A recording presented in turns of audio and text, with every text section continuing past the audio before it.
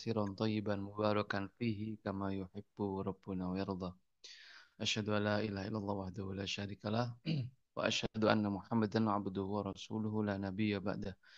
اللهم صل وسلم وبارك على نبينا محمد وعلى آله وصحبه وبارك وسلم.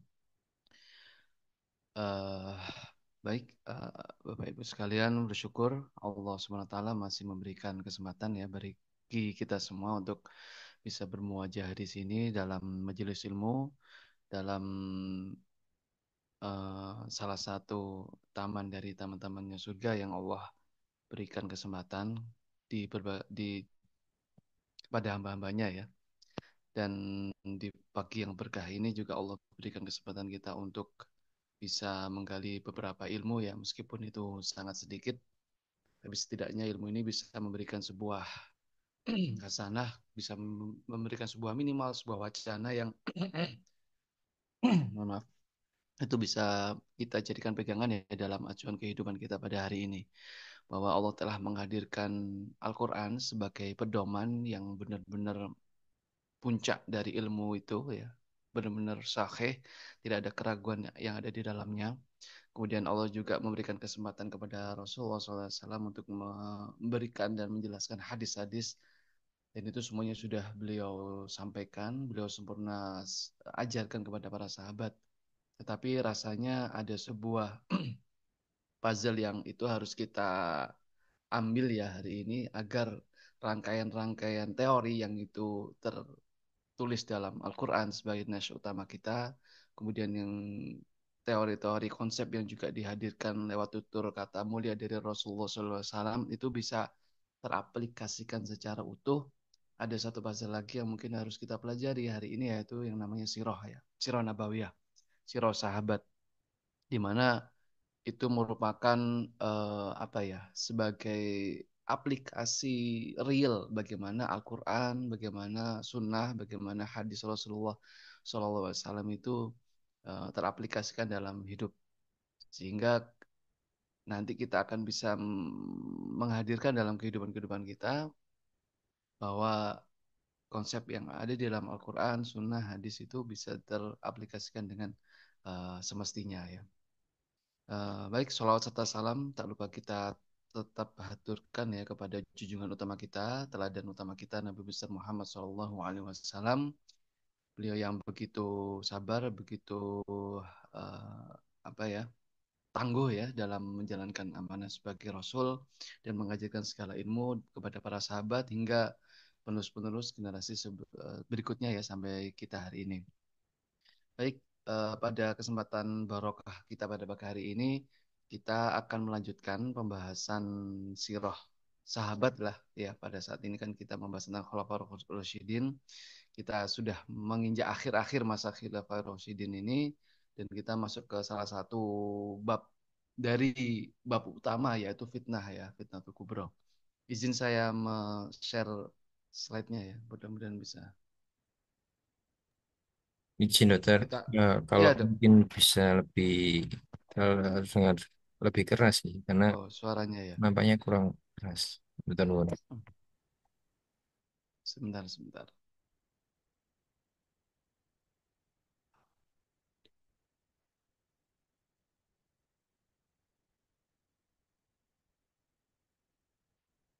Ini saya dekatkan aja mic-nya nih. Sudah cukup keras belum, Dak?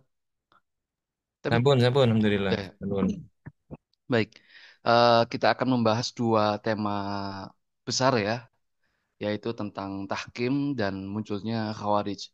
Di mana ini adalah serangkaian dari apa namanya? Fitnatul Kubro yang itu dialami oleh kaum muslimin di era Ali bin Abi Thalib, di era kepemimpinan beliau, bahwa sudah kita bahas ya beberapa peristiwa-peristiwa sebelumnya bahwa ini ada sebuah rangkaian yang itu satu sama lain eh, saling menyambung gitu ya, entah itu isunya, entah itu apa namanya poin utama permasalahannya dan seterusnya itu saling berkaitan. Jadi kalau ada peristiwa ini kita cuplik satu saja kemudian kita bahas itu rasanya kurang lengkap. Oleh karenanya kita mencoba untuk melanjutkan ini agar kita mendapatkan bagaimana informasi ini secara utuh dan kita bisa menyikapinya dengan baik dan dengan ini ya dengan apa namanya referensi yang itu juga tepat gitu ya. Ada tragedi Jamal, pertikaian antara Bunda Aisyah dengan Ali bin Abi Thalib radhiyallahu anhu. Kemudian lanjut perang Siffin yang juga sudah kita bahas di pertemuan selanjutnya, yaitu pertikaian konflik antara Muawiyah radhiyallahu anhu dan Ali bin Abi Thalib radhiyallahu anhu. Nah, dua peristiwa ini yang kita hadirkan, yaitu peristiwa Tahkim merupakan akhir dari perang Siffin dan merupakan apa ya, semacam trigger ya munculnya sebuah gerakan kelompok yang disebut dengan Khawarij. Ini seperti apa? Nah, mudah-mudahan ya satu pertemuan ini bisa membahas. Kalau nanti tidak bisa lengkap atau selesai, mungkin kita pecah ya. Mungkin kita bahas hari ini tahkimnya saja. Nanti peristiwa selanjutnya Khawarij. Karena memang kalau kita tidak sajikan secara utuh, takutnya tidak lengkap sehingga pemahamannya juga sepotong-sepotong nanti juga tidak pas. Tapi kalau nanti bisa selesai dalam satu pertemuan, alhamdulillah. Bismillah ya kita awali. Kita masuk ke topik yang pertama ya di tahkim ya. Upaya islah yang menyisakan sebuah masalah. Jadi kita tahu bahwa ada sebuah peristiwa kemarin sudah kita bahas ya, ini tentang peristiwa Siffin ya, di mana akhir dari peristiwa Siffin itu munculnya tahkim. Dan banyak yang bilang bahwa peristiwa tahkim ini dari awal sudah kacau. Banyak sekali yang beranggapan seperti itu ya.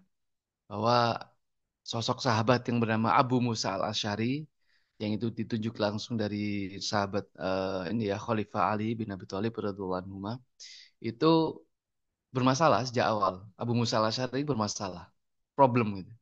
Ada sebuah rasa keterpaksaan, ada tekanan sehingga muncul di sini justru ketidakkompetenan ya seorang Abu Musa al-Asy'ari dalam berdiskusi, berdialog, bernegosiasi dengan kubu Muawiyah yang itu diwakili oleh Amr bin Ash.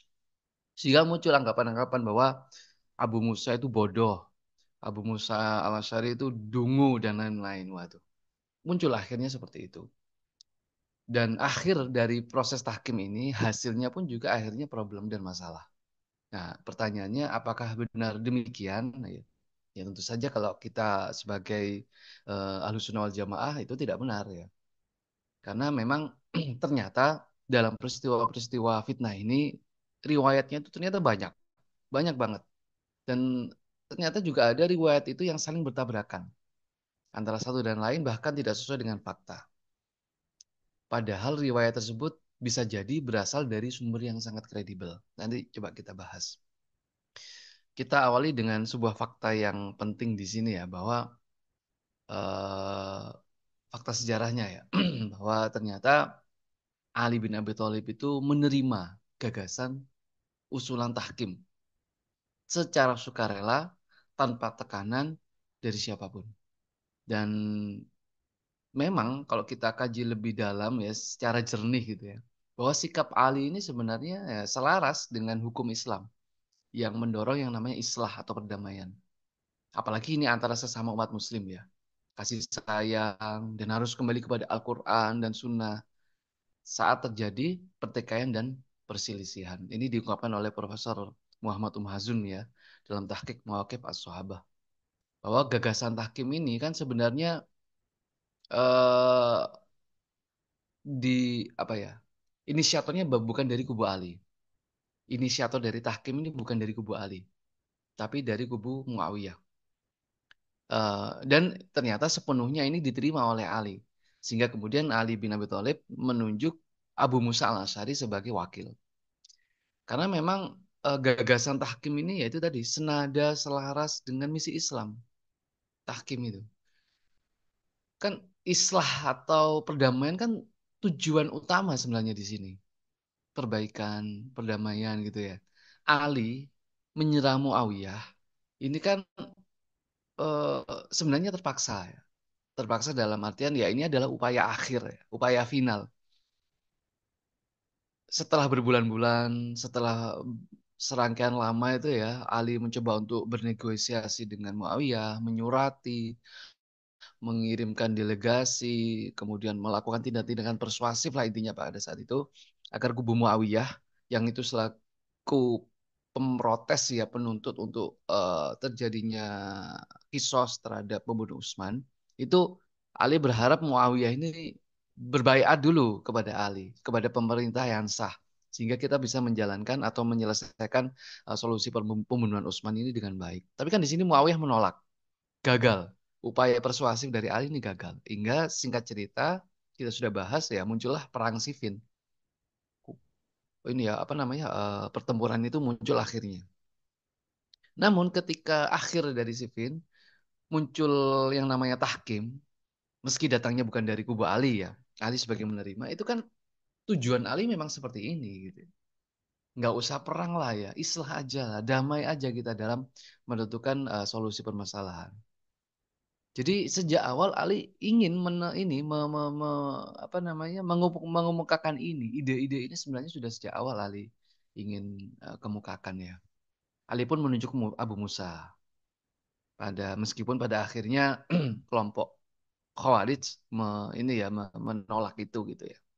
Nah, ada gagasan tahkim ini dari Abu Wa'il Syakik bin Salamah, salah satu ulama Kufah, sebagai saksi juga pada saat itu. Beliau mengatakan, kami berada di Siffin. Ketika korban tewas di kubu pasukan Syam terus berjatuhan dalam jumlah yang sangat besar.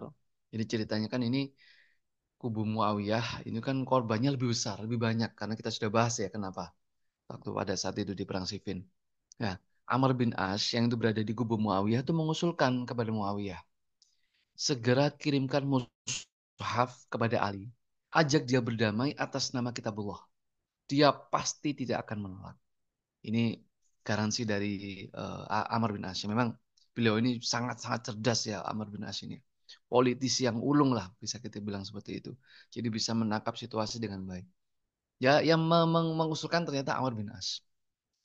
Diutuslah seorang menemui Ali sambil membawa mushaf, kemudian berkata, Kitabullah menjadi pengadil di antara kita. Artinya tahkim di sini ya, damai. Kemudian Ali membalas, aku lebih pantas melakukannya. Kitabullah menjadi pengadil perselisihan di antara kita.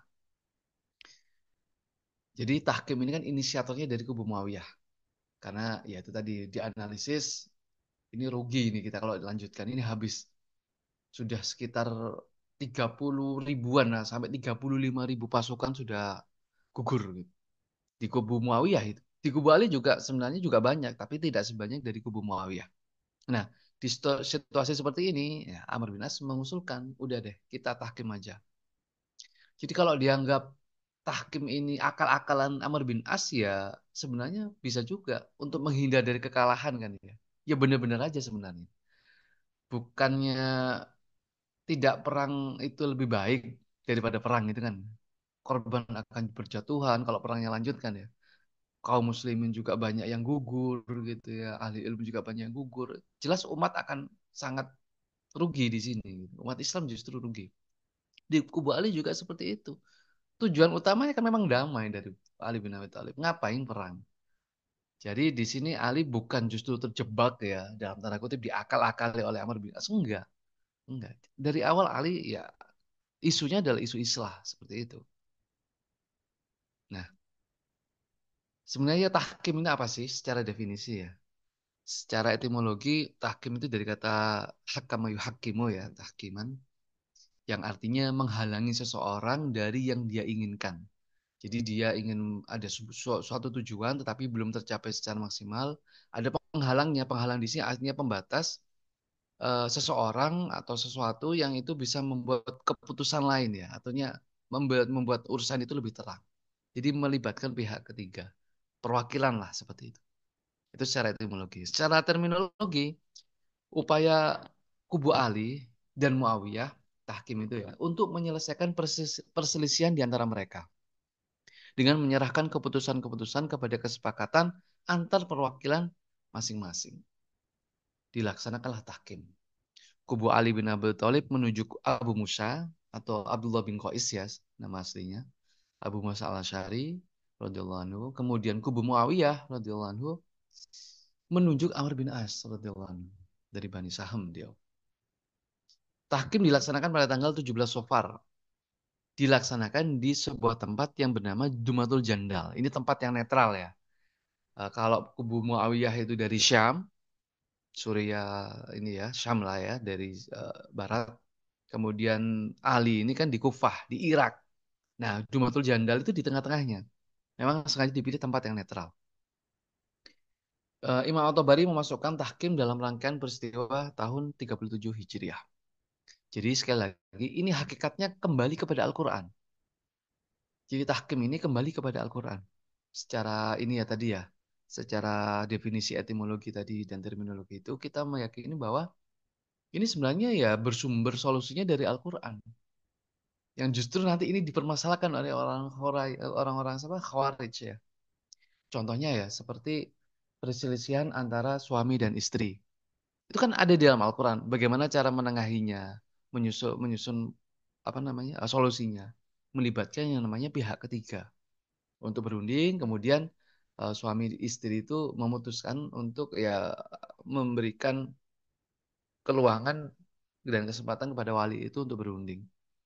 Itu kan solusi dalam Al-Quran.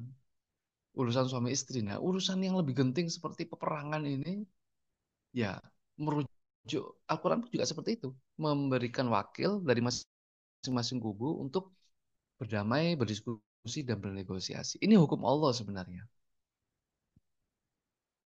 Sedangkan Khawarij menganggap tahkim ini keluar dari Quran, keluar dari hukum Allah.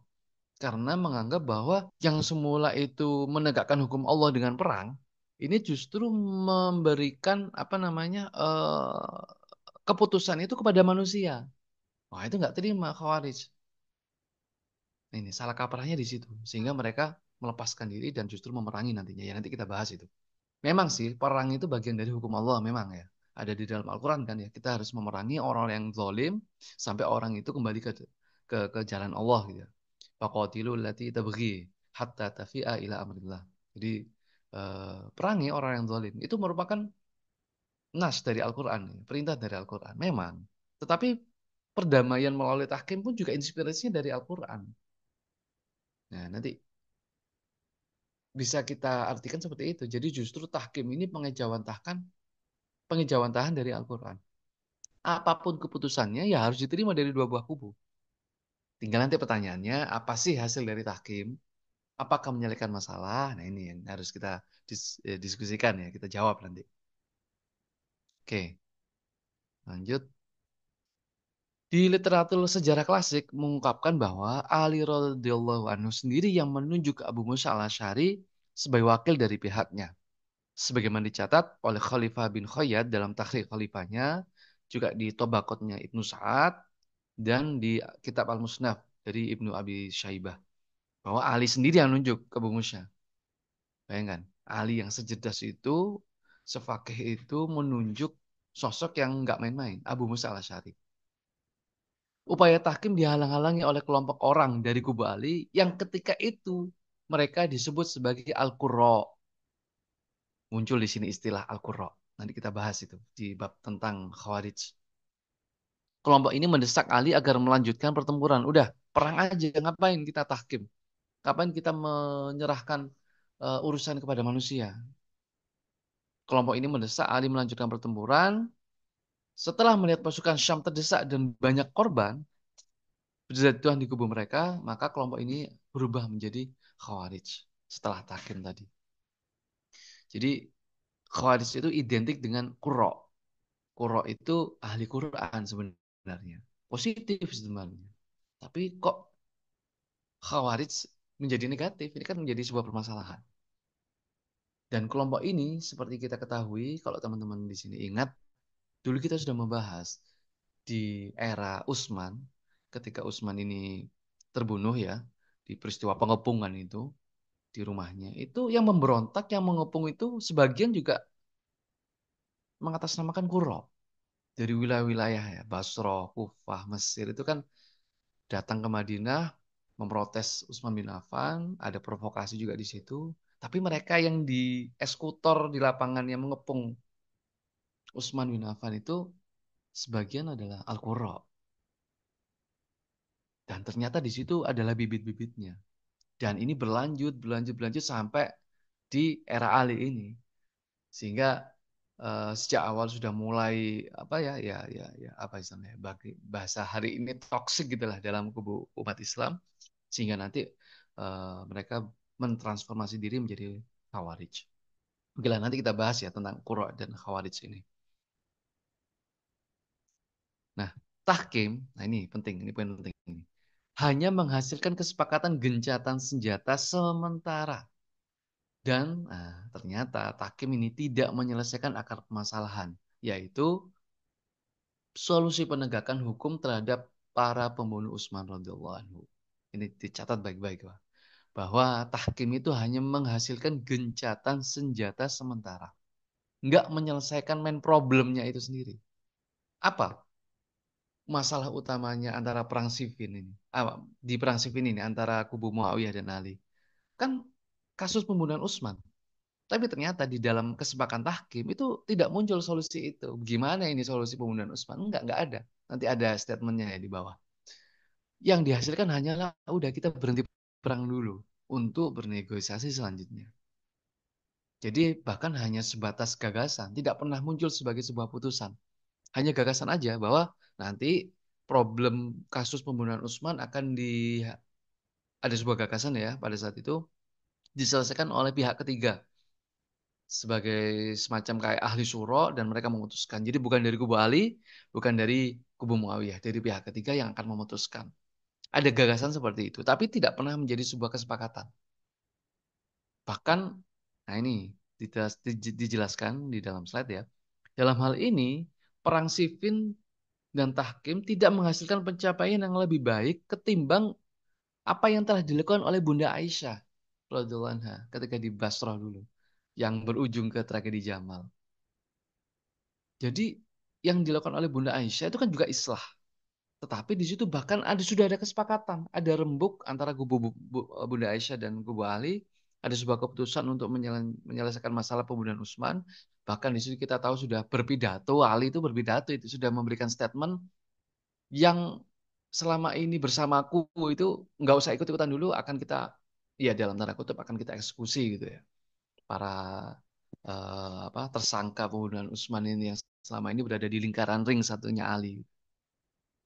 Tapi ternyata setelah diputuskan, esok harinya ada sekelompok orang ya dari mereka sendiri ya, kelompok toksik ini ya yang itu melakukan provokasi sehingga muncullah tragedi Jamal. Ada peperangan Jamal di situ.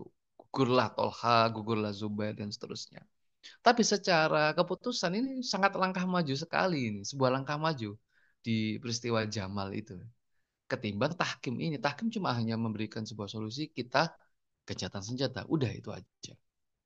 Bahkan ternyata di tahun 38 Hijriah, atau Bari pernah mencatat, ada upaya konflik lagi ternyata di sini dari kubu Muawiyah untuk menguasai Basra, meskipun tidak secara langsung ya melalui Ibnu Al-Hadrami di sini, tapi ternyata upaya itu digagalkan oleh Ali. Ada risiko konflik juga ternyata setelah itu. Jadi memang tahkim sekali lagi bukan solusi kasus pembunuhan Ali gitu. Mohon maaf, kasus pembunuhan Utsman hanya sebatas gencatan senjata. Tahkim terlaksana dan merupakan fakta sejarah yang tidak terbantahkan. Dokumen tahkim tersimpan dengan baik secara utuh dalam kurun waktu yang sangat lama. Abu Ishaq Asy-Syaibani, ahli hadis yang wafat tahun 141 Hijriah, memberikan testimoni keberadaan dokumen tahkim di masa hidupnya. Apa kata beliau? Bahwa lembaran dokumen tahkim itu berwarna kuning. Terdapat stempel di bagian bawah dan atasnya yang merupakan stempel Ali dan Muawiyah. Bertuliskan Muhammad Rasulullah SAW.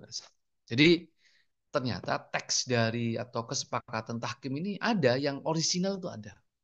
Tapi ternyata eh, teman-teman sekalian yang dimuliakan Allah Subhanahu wa taala, Bapak Ibu rahimakumullah, kita harus paham bahwa yang beredar hari ini, yang paling populer, yang sangat masyhur itu adalah riwayat yang dikemukakan oleh tentang peristiwa tahkim ya. Riwayat yang dikemukakan oleh seorang yang bernama Abu Mikhnaf. Ini adalah kisah riwayat yang paling masyhur, yang paling populer. Dan saya yakin beberapa dari kita atau sebagian besar dari kita lebih familiar mendengar riwayat ini ketimbang riwayat yang lebih asli. Kalau kita membaca ini ya, yang paling sering muncul kan ya, antara lain sudah kita singgung tadi di awal, Abu Musa bertemu dengan Amr bin As dalam perundingan itu ya. Kemudian Amr bin As dengan segala cara, segala kecerdikannya menjebak Abu Musa al-Asy'ari. Kemudian Abu Musa al-Asy'ari digambarkan sebaliknya, bodoh, dungu, bebal gitu. Ini dahsyat ini riwayat ini. Nanti kita lihat. Mudah ditipu, mudah dijebak. Bayangkan ini utusan Ali itu yang kayak gini digambarkan oleh riwayat Abu Mikhnaf itu ya. Dan konon berhasil gitu ya. Abu Musa berhasil dijebak oleh Amr bin As. Sehingga beredar Amr bin As itu licik, apa ya, tipu muslihat. Waduh, ini kan ah, kalau kita sebagai ahlu sunnah itu kan gak pas gitu ya dengaran kayak gini ya. Kita lihat aja nanti. Karena terpedaya, karena kebodohannya Abu Musa, kemudian Abu Musa mencopot Ali sebagai jabatan khalifah. Kemudian Amr bin As juga mencopot Ali, langsung dengan kecerdikannya itu mengangkat Muawiyah sebagai khalifah. Nah, sekali lagi ini yang paling masyhur ya. Ini paling masyhur. Paling kita dengar dalam cerita-cerita kisah atau mungkin kita baca di artikel gitu ya. Padahal ya memang ini ada riwayatnya sekali lagi, yaitu riwayat Abu Mikhnaf ini tentang tahkim.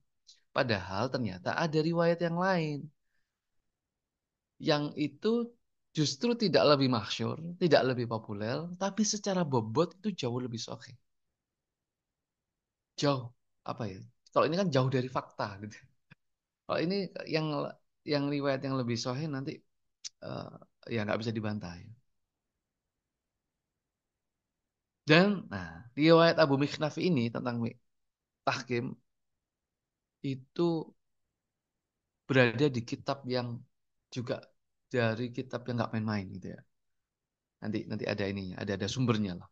Nggak main-main. Ini kitab ulama khibar gitu ya, luar biasa. Makanya bisa digunakan oleh orang-orang yang ya tidak bertanggung jawab gitu ya. Kita lihat riwayatnya dulu ya. Jadi di sini kita siapkan ini ya, siapkan perasaan biar kita tahu letak problem masalahnya seperti apa. Abu Mikhnaf bertutur, Abu Janab Al-Kalbi menyatakan kepadaku, nah, ada nama di sini ya, Abu Janab Al-Kalbi, bahwa ketika Amr bin Ash dan Abu Musa al-Asy'ari bertemu di Dumatul Jandal, Amr mempersilahkan Abu Musa berbicara terlebih dahulu.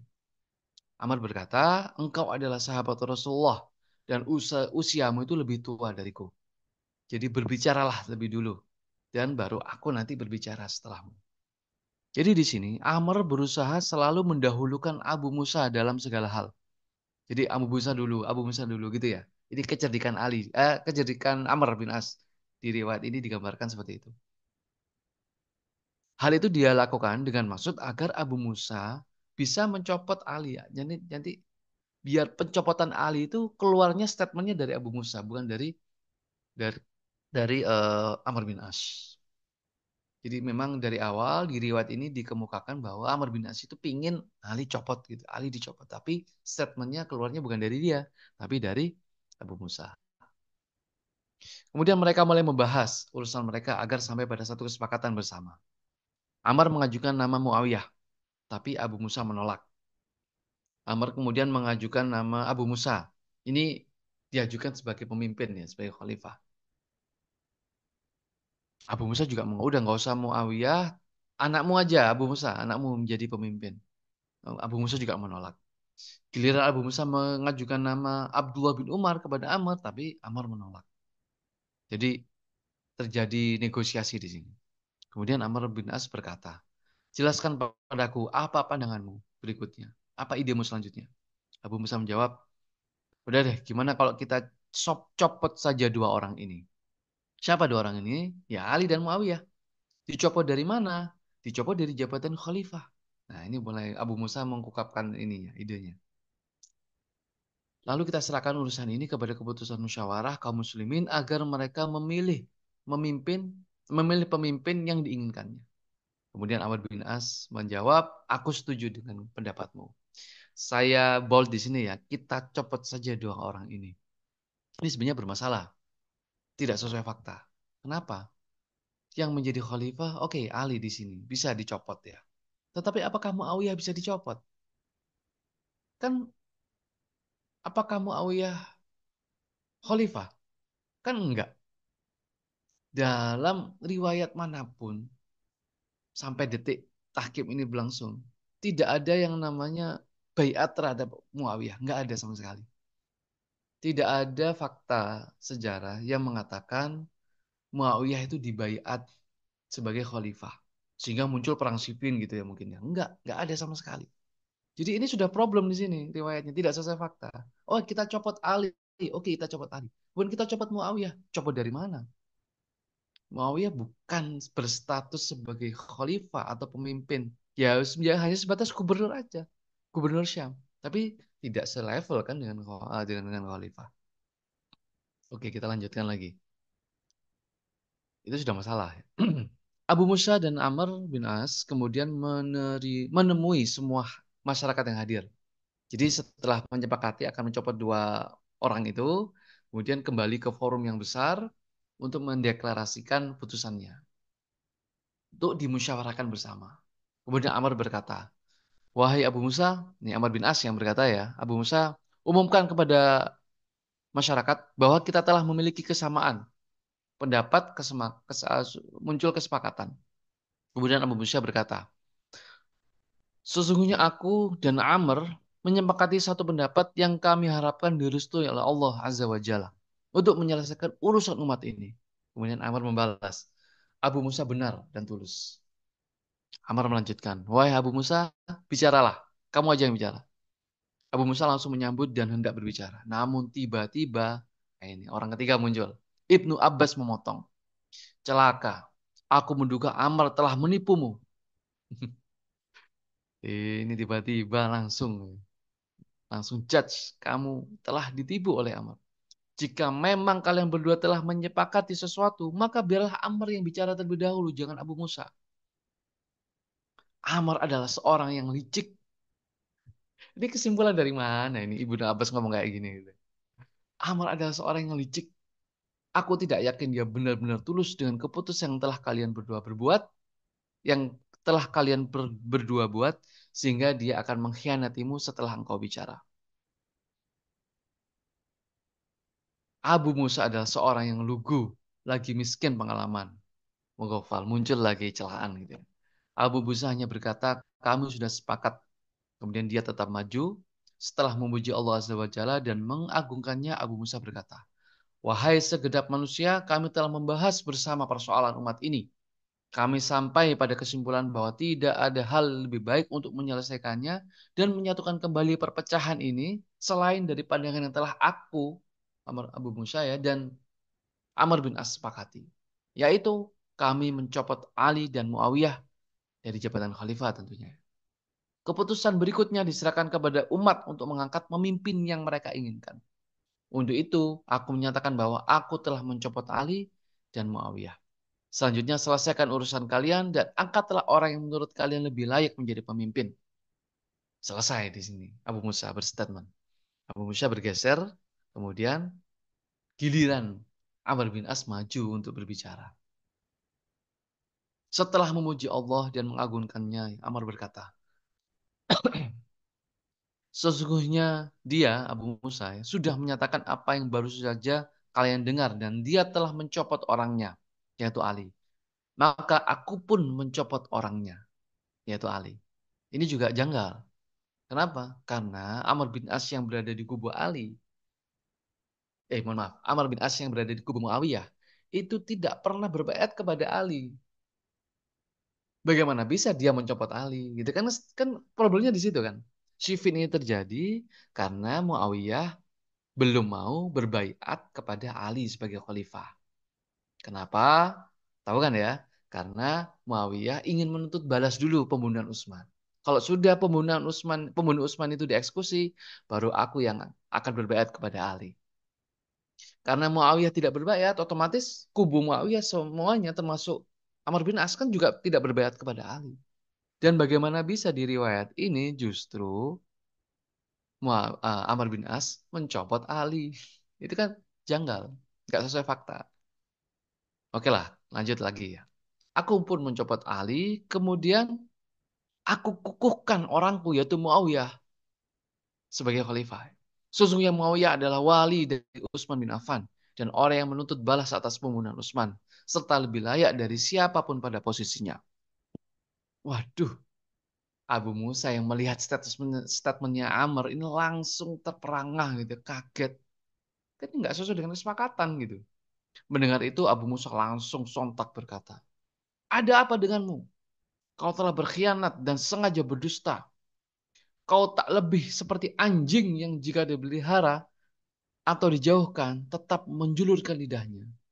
Ini nggak ada sensor ya. Aduh, ini luar biasa riwayat ini. Dikata-katain langsung di depan forum oleh Abu Musa. Amar membalas, justru dirimu yang tidak lebih dari seekor keledai yang membawa tumpukan buku. Dahsyat. Ini celah-celahan antara dua sahabat mulia gitu. Muncul orang keempat, Shuraih bin Hani, ikut campur ini. Langsung bereaksi, dia menyerbu dan mengalungkan cambuk di lehernya Amr bin As. Jadi ingin melawan Amr bin As, mau ada baku hantam di situ ya. Kemudian seorang anaknya Amr bin As menyerang Shuraih, menghalang-halangi gitu, sehingga dicambuk oleh Shuraih. Setelah kejadian tersebut berlalu, Shuraih berkata, aku tidak pernah menyesali sesuatu dalam hidupku, sehebat penyesalanku menghatam Amr dengan cambuk. Seharusnya saat itu aku menebasnya dengan pedang. Jadi Shuraih bin Hani itu menyesal nyambuki Amr bin As. Kenapa menyesal ya? Seharusnya nggak pakai cambuk, tapi pakai pedang langsung ku penggal kepalanya. Singkat cerita ya, langsung aja. Kelompok Syam mencari Abu Musa untuk dilindungi. Karena Abu Musa menguntungkan di pihaknya Syam kan. Di pihaknya Amr bin As, di pihaknya Muawiyah. Kemudian Abu Musa menaiki kendaraannya, ya kabur gitu saja, meninggalkan tempat, kemudian menuju Mekah. Setelah bubar ya, setelah apa namanya negosiasi tahkim ini selesai, akhirnya Amr bin As, rombongan Syam kembali ke Syam. Mereka menemui Muawiyah dan mengucapkan salam kepadanya dengan sebutan khalifah. Salamu alaihi bil khalifah. Jadi langsung gitu ya. Dieluk-elukan menjadi seorang pemimpin sebagai khalifah Muawiyah itu. Sementara Ibnu Abbas dan Shuraih bin Hani kembali menemui Ali. Balik lagi ke Ali, di Irak berarti ya, di Kufah. Sejak itu dalam setiap sholat subuh, Ali membaca kunut seraya berdoa, ya Allah, laknatlah Muawiyah, Amr bin Ash, Abu Al-Awar As-Sulaim, Habib, Abdurrahman bin Khalid, Ad-Dahak bin Qais, dan Al-Walid. Laknatlah ya Allah, Amr bin Ash, Muawiyah. Wah, ini nih kunutnya Ali itu ya di setiap sholat subuh. Kemudian singkat cerita begitu Muawiyah tahu bahwa ternyata Ali itu kunutnya doa-doa ngata-ngatain Muawiyah. Muawiyah mau kemudian membalas dalam kunut yang serupa gitu ya. Mengutuk Ali, mengutuk Abdullah bin Abbas, mengutuk Al-Ashtar, mengutuk Hasan, mengutuk Husain. Dah lengkap sudah. Nggak ada yang benar sahabat di sini. Sekali lagi ini menurut riwayat ini. Ini versi lengkap. Versi lengkap. Jadi kalau kita menemukan sesuatu yang lebih panjang dari ini, ya berarti sudah ada bumbu-bumbunya gitu ya. Ini yang lebih lengkap. Seperti saya bilang tadi, riwayat ini banyak digunakan. Kenapa? Karena berada di sebuah kitab yang itu merupakan kitab induk yang kita gunakan. Yaitu sumbernya dari Tarikh At-Tabari. Imam Ibnu Jarir At-Tabari. Ulama besar, ulama kibar. Luar biasa. Beliau mengarang banyak buku. Salah satunya yang terkenal ya Tafsir Tabari itu yang tebel-tebel itu. Ada juga ini Tarikh Al-Umam wal Mulk karangan Imam At-Tabari. Pertanyaannya, kenapa kok riwayat selemah itu, seproblematik itu berada di kitabnya At-Tabari? Sebelum masuk itu, ada sebuah analisis tentang kritik riwayat dari Abu Mikhnaf ini ya. Orang yang meriwayatkan hadis yang sangat aneh tadi gitu ya. Kritik sanatnya, ada kritik sanat, ada kritik matan ya. Kritik sanatnya, dua perawi, yaitu Abu Mikhnaf dan Abu Janab Al-Kalbi tadi, dinilai doif karena integritasnya bermasalah. Doif. Dan berbagai macam banyak ulama juga membahas. Contohnya Lut bin Yahya dinilai Abu Hatim eh, ini ya Abu Mikhnaf ini ya yang menilai Abu Hatim ya. Ada sosok yang matruk. Matruk itu apa ya? Nggak dipercaya sama sekali lah. Nggak bisa diambil kata-katanya, statementnya sedikit pun dari dia. Matruk. Nggak sikoh ada yang bilang. Seorang Syiah yang ekstrim. Jadi Ibnu Adi yang mengatakan. Az-Zahabi juga mengatakan ahli riwayatnya rusak. Tidak dapat dipercaya. Intinya adalah satu. Dhaif.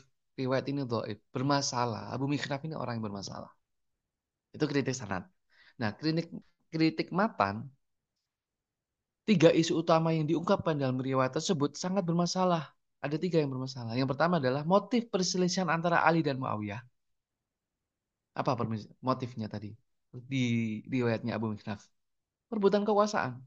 Padahal faktanya kan enggak. Motif perselisihan dari Ali dan Muawiyah kan kasus pembunuhan Utsman. Bukan perebutan kekuasaan. Bukan. Meskipun ada bau-bau politik. Makanya nih bermasalah juga status politiknya Ali dan Muawiyah saat berselisih. Muawiyah bukan sebagai pemimpin utama umat Islam, bukan sebagai khalifah. Hanya sebatas gubernur, bawahnya khalifah yang belum mau berbaiat. Itu bermasalah yang kedua. Yang ketiga, masalahnya adalah ya profilnya Abu Musa dan profilnya Amr bin As itu jauh dari fakta yang sesungguhnya. Abu Musa aja deh. Abu Musa itu kan di riwayat tadi dianggap bodoh, lugu, mughafal, apa tadi ya? Keledai kayak gitu. Abu Musa itu Ashabiyunal Awalun. Teman-teman kalau tahu ya, Ashabiyunal Awalun itu udah topnya sahabat itu Ashabiyunal Awalun. Top-topnya orang sosok manusia dikenali apa digelari sahabat itu kan sudah istimewa. Sahabat radhiyallahu anhu. Tapi ada yang lebih tinggi dari itu yang namanya Ashabiyunal Awalun.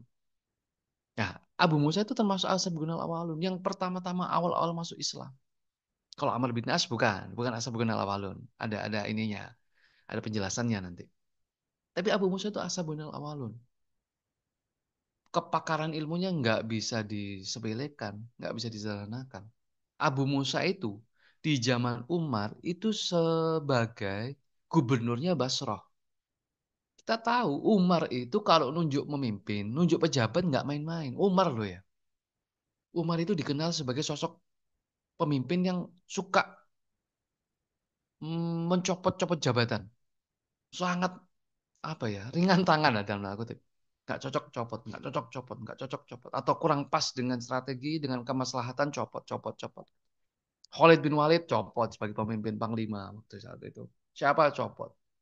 Jadi sangat ketat ya Umar bin Khattab itu. Tapi itu dipercaya. Umar mempercayakan Abu Musa al-Asy'ari itu menjadi gubernur Basrah. Bayangkan. Itu kan sebuah posisi yang sangat apalagi Basrah. Basrah itu adalah posisi yang sangat strategis secara geopolitik pada saat itu. Nggak mungkin pemimpin di situ bukan bukan orang yang bodoh, bukan orang yang lugu. Keledai bukan nggak mungkin Umar memilih orang-orang seperti itu. Apalagi Amr bin As. Memang masuknya belakangan Amr bin As ya, di tahun 8 Hijriah awal. Tapi ini bukan orang sembarangan. Baru beberapa bulan masuk Islam, itu dipercaya oleh Rasulullah memimpin sebuah misi militer pada saat itu, Amr bin As.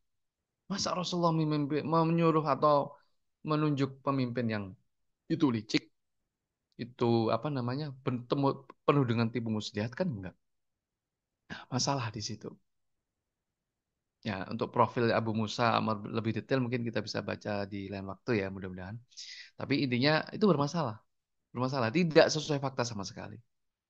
Pertanyaannya, ada apa dengan At-Tabari? Ada apa dengan kitab tarikhnya At-Tabari? Kok bisa-bisanya ada riwayat selemah itu, seproblematik itu di kitab At-Tabari?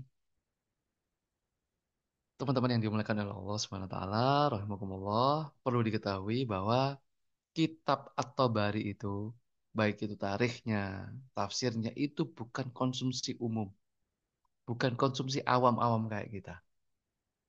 Alasannya apa ini? Di, dikemukakan oleh At-Tabari sendiri ini di Muqaddimahnya di kitabnya. Apa kata beliau? apabila ada kabar dalam kitabku, di kitabku ini ya, tarikh atau bari ini, yang kami sampaikan dari sebagian sumber yang terdahulu, dan tidak dapat diterima oleh pembaca, atau terlalu busuk untuk didengar, karena sama sekali tidak didukung bukti yang sahih dan tidak sesuai dengan kebenaran, maka ketahuilah bahwa hal itu bukan sudut pandang dari kami, melainkan berasal dari sebagian penutur yang sampai kepada kami. Aku hanya menyampaikan apa yang ada sesuai dengan yang dituturkan kepada kami. Clear di sini bahwa semua statement yang ada di kitabnya atau bari itu tidak sepenuhnya semuanya adalah hasil pemikirannya atau bari. Enggak.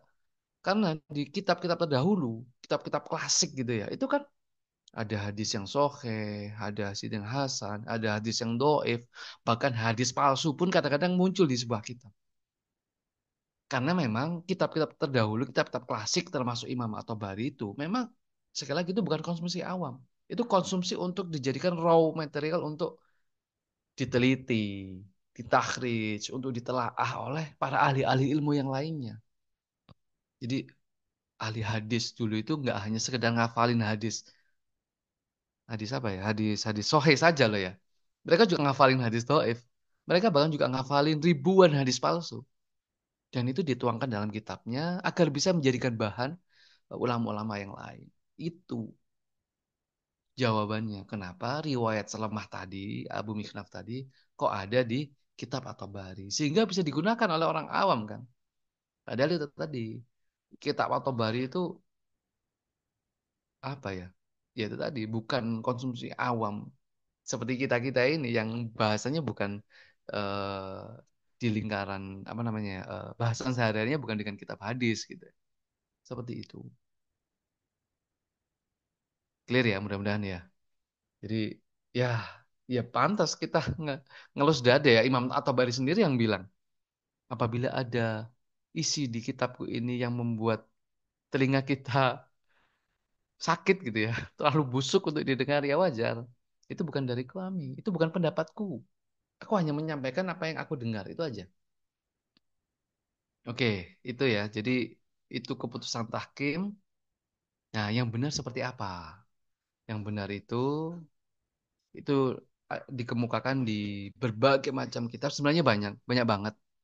Ini di kajian madrasah Khilafah Rasyida yang saya pernah ikuti di komunitas Siroh Community Indonesia SCI itu sempat mendalami kajian ini ya dan menyimpulkan beberapa poin tentang keputusan tahkim. Kurang lebih ada 17 poin di sini. Saya cepat aja ya, banyak ya. Intinya yang saya bold-bold ini ada 17 poin. Yang pertama, yang di poin ketiga, bahwa keputusan tahkim ini menegakkan apa yang ditegakkan oleh Al-Quran dan membatalkan apa yang dibatalkan oleh Al-Quran. Lagi-lagi, semuanya berdasarkan Al-Quran, berdasarkan hadis, dan seterusnya. Jadi tidak semata-mata hanya nafsu atau mungkin pandangan manusia saja sebagai eh, negosiator. Kemudian, ya tadi diulangi lagi, dipertegas lagi, Ali dan Muawiyah bahkan menyumpah ya, di poin yang kelima itu ya, Abdullah bin Qais atau Abu Musa al-Asy'ari dan Amr bin As untuk berpegang pada janji bahwa mereka akan menegakkan hukum Allah, berjanji untuk menegakkan Al-Quran sebagai pedoman. Sampai disumpah itu dalam riwayatnya. Nggak main-main. Ya kalau kita tahu kredibilitas dari Abu Musa al-Asy'ari dan Amr bin As, sebenarnya kita nggak perlu meragukan mereka berdua itu sebenarnya. Tapi di sini saking kehati-hatiannya oleh Ali dan Muawiyah, mereka berdua sampai disumpah.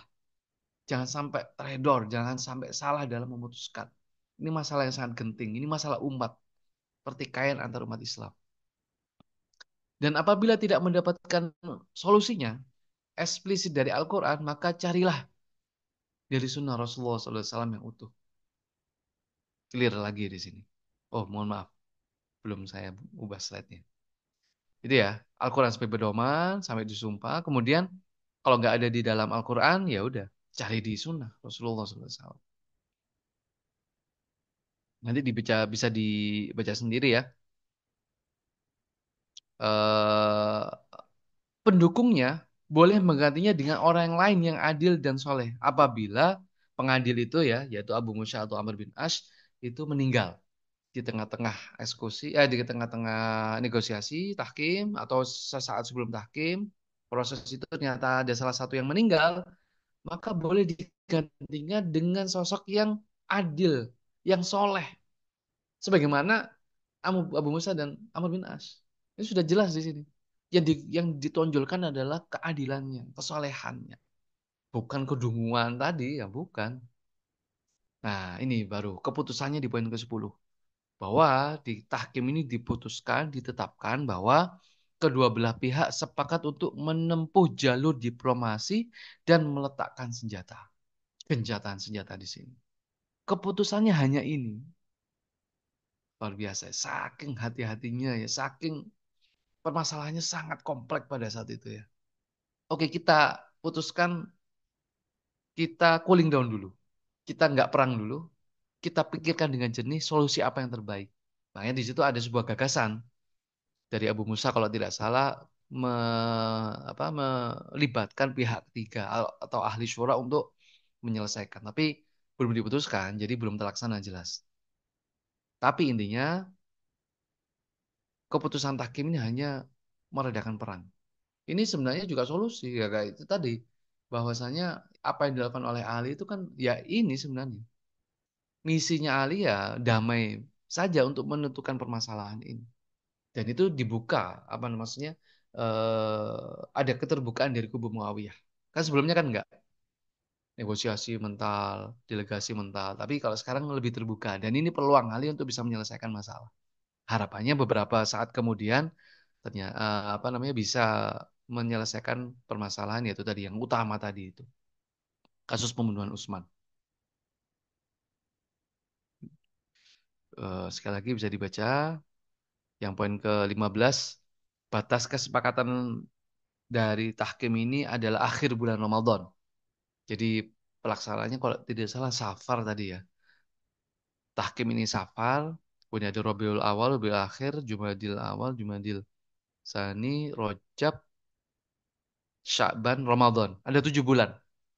7 bulan waktu untuk menyepakati menyelesaikan masalah utama tadi. Kasus pembunuhan Utsman. Nah, ini kan sebuah langkah maju. Muawiyah, kubunya Muawiyah mau membuka diri. Nah, terakhir sumbernya dari sini. Dari teks yang asli tahkim dari sini. Dari kitab Al-Wasa'ik Asyasyah karya Muhammad Hamidullah. Kemudian juga dikutip kitab Al-Akhbar At-Tiwal karya Ad-Dinawari. Kemudian Balazuri juga di kitabnya ya. Kemudian di Tobari juga ada di kitab Tahrikh tadi. Dan yang terakhir ternyata juga ada di Ibnu Katsir. Jadi banyak sebenarnya. Ini sebagian saja yang mengutip tentang riwayat tahkim. Jadi itu ya peristiwa tahkim, dan yang menjadi permasalahan selanjutnya yaitu terjadi penolakan besar-besaran di sini. Ada kubu yang nanti kelak menjadi Khawarij sangat-sangat menentang keputusan tahkim. Dan ini yang membuat follow up dari tahkim ini agak tersendat. Yang seharusnya menegosiasi lagi untuk kasus pembunuhan Utsman, tapi ternyata Ali bin Abi Thalib disibukkan dengan isu Khawarij. Sehingga sekali lagi tidak bisa terlaksana atau tidak bisa terselesaikan lagi upaya untuk apa namanya jalur negosiasi untuk kasus pembunuhan Utsman. Oke, sekarang eh, yang kedua ya, kemunculan Khawarij. Tapi ini kelihatannya banyak juga ini ya, apa namanya, poin-poinnya dari kemunculan Khawarij. Saya tawarkan kepada Dokter Agung mungkin apakah bisa mungkin dilanjutkan atau di dipending dulu. Soalnya kalau saya ngelihat juga banyak karena waktunya sudah kurang lebih 10 atau 15 menit lagi. Monggo dokter saya serahkan Baik, kepada panjenengan. baik. Sepertinya memang cukup berat, cukup berat untuk materi pada pagi hari ini. Dan namun cukup mencerahkan, alhamdulillah. Jadi sepertinya eh, yang di akhir tadi disampaikan sangat mencerahkan kita semua dan itu tidak banyak kita ketahui sebagai riwayat yang umum ya. Saya anggap gitu dulu. Dan kalau kami lihat materi yang sudah di-share Dr. Faisal memang masih cukup panjang ya Dr. Itu. Pembahasan soal ini. Iya. Ya, padat memang, Dok. Jadi apa namanya? Ada beberapa nas-nas yang mungkin sayang untuk tidak ditampilkan gitu ya. Jadi sayang kalau sebenarnya waktunya juga singkat. Kalau Iya, bisa selesai. porsinya, porsinya mirip dengan tahkim soalnya Khawarij itu. Tahkim tadi berapa menit ini? Hampir 1 jam ya. Jadi kita membutuhkan kurang lebih hampir 1 jam untuk membahas tentang kemunculan Khawarij ini. Karena memang yang akan kita coba bedah di sini fakta sejarahnya seperti apa. Yang itu yang paling penting kan, fakta sejarahnya seperti apa sehingga kita bisa memotret kemunculan Khawarij ini dari apa namanya ya frame berpikir yang tepat, yang benar, yang sesuai dengan fakta sejarah dan lebih logis seperti itu. Dan mungkin nanti kalau misalnya ada waktu ya nanti sekalian aja nyambung ke ini nih, Dok. Akhir dari masa Khalifah Ali gitu ya. Mungkin kalau misalnya nanti kita lanjutkan di pertemuan selanjutnya, jadi munculan Khawarij ini lanjut ke disorientasi isu hingga ini apa namanya akhir masa khilafah Ali bin Abi Thalib kan beliau wafat atau gugur syahid kan di tangan Khawarij sebenarnya. Jadi nyambung insya Allah nanti kelihatannya gitu aja mungkin ya dok ya di Iya, kita Pak. pending. Nah kemunculan Khawarij nanti saya sambung dikit biar cepat selesai di akhir masa Ali bin Abi Thalib. Jadi pada akhirnya Sayyidina Ali dibunuh oleh Khawarij dan itu Khawarij. sebenarnya di Betul. dalam lingkaran pasukannya Ali sendiri begitu ya. Ya, ya. Dan Khawarij nggak hanya ingin membunuh Ali, juga ingin membunuh Muawiyah, juga ingin membunuh Amr bin Ash pada saat yang sama. Tetapi yang qadarullah, yang syahid, yang apa Allah takdirkan menjadi korban pada hari itu ya hanya Ali. Muawiyah dan Amr bin Ash masih hidup. Padahal sudah menjadi target utama juga. Iya, baik. Mungkin Iya. seperti itu kami sepakat sih. Dari hadirin mungkin ada yang mau memberi masukan. Sepertinya memang sampun jam 7 lebih 17, lebih dari 1 jam kita bertemu dan cukup berat untuk dicerna untuk kajiannya. Hari ini nanti akan kami share kembali materi dari Dr. Faisal, bisa kita baca lagi menjadi pemahaman yang lebih tepat. Dan memang target kita bukan uh, cepat selesai ngoten gitu, tapi suatu kebenaran atau suatu ungkapan sejarah yang lebih tepat ngoten nggih. Sehingga pemahaman kita lebih uh, benar, sehingga ketika kita bertemu dengan orang-orang yang bermacam-macam termasuk juga yang aliran Syiah yang ada di sekitar kita dan itu mulai terang-terangan itu kita bisa membuat suatu hujah yang kuat. Oke. Mungkin apabila ada yang ingin ditanyakan satu pertanyaan hadirin monggo.